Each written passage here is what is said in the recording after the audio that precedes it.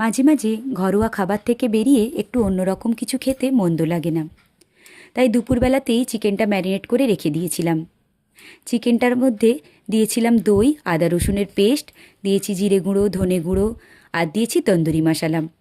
হ্যাঁ, আজকে একটু তন্দুরি চিকেন বানাবো। এটা ভালো করে ম্যারিনেট করে সারা দুপুর রেখে দিয়েছিলাম, যাতে বিকেলবেলা খুব তাড়াতাড়ি এটা করে নিতে পারি। এরপর এয়ার ফ্রায়ারে ভালো করে অয়েল ব্রাশ করে এগুলো সব সাজিয়ে দিলাম। আর এটা হতে হতে আমি একটা গ্রিন চাটনিও বানিয়ে নিয়েছি। তন্দুরির সাথে গ্রিন চাটনিটা খেতে বেশ ভালো লাগে।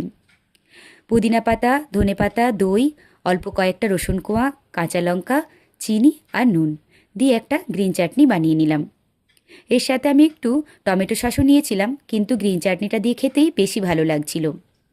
রেস্টুরেন্টের মতো কোনো কিছু খেতে ইচ্ছে করলে এরকম স্ন্যাক্স কিন্তু বাড়িতে বানিয়ে নেওয়াই যায়, আর সেটা খেতেও কিন্তু দুর্দান্ত হয়। আর এর স্বাদটা দ্বিগুণ হয়ে যায় যখন এক টেবিলে বাড়ির সবাই মিলে একসাথে বসে খাওয়া হয়। এটা সেদিন সবাই মিলে একসাথে বসে যখন মজা করে খাচ্ছিলাম, তখন সত্যিই দারুণ লাগছিল। আর আমার ছেলেও ভীষণ খুশি, কারণ এই ধরনের খাবার তো তার খুব পছন্দের। সব বাচ্চাদেরই এই ধরনের খাবার খেতে বেশ ভালো লাগে, আমার ছেলেরও তার ব্যতিক্রম নয়।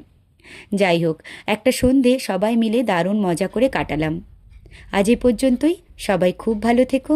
টাটা।